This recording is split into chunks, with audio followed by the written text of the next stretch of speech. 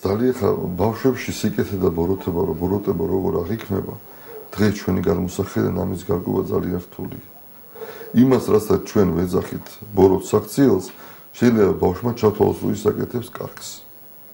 ძალიან კარგი მასწავლებელია საჭირო იმისათვის, რომ ბავშვს აუხსნას, რა არის სიკეთე და რა არის ბოროტი. არ მინდა ბავშვთან მიმართებაში ვთქვა, იმიტომ რომ ბავშვი თუ მიზანმიმართულ ბოროტებას აკეთებს, ის ბავშვი ძალიან ცუდ მდგომარეობაში და მას სერიოზული ესეთი ფსიქიკური დახმარება ჭირდება.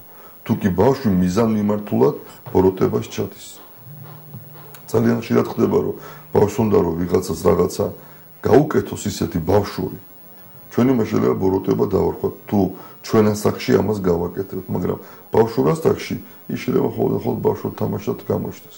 მაგრამ აქაც ისევე ბავშვებს შემიძლია უთხრა, რომ არ გაუკეთოს სხვა ის, რაც არ გინდა რომ გაიკეთონ შენ. აი ხო არ გესიავნებას თქოს რომ ვიღაცა მოვიდეს და თავზე დაგაცალოს ერთი ის რა ქვია, ტუბიკი კბილის პასტა სიტყვაზე. ერთი ტუბი ესე რომ დააცალოს. ხო არ გესიავნება, რატო გონია რომ იმას სიამოვნებს, ვისაც შენ მიდიხარ და ამას ასხამ თავზე. ან სიტყვაზე ფეხი დაგიდოს რომ წაგაქციოს და ვიღაცა გააცინოს.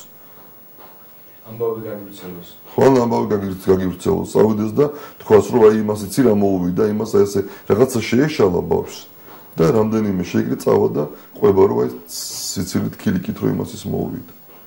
გაიზრდებიან მერე და ცუდად გაახსენდება და ძალიან დროს იდარდებენ ამას. მე მქონია ეგეთი შემთხვევები, რომ ბავშვობაში რაღაც ისე გამიკეთებია, რასაც ვთვლიდი რომ ხოლმე ხმრობა იყო, დღეს კი ვნანობ რომ არ იყო ეს კარგი საქციელი.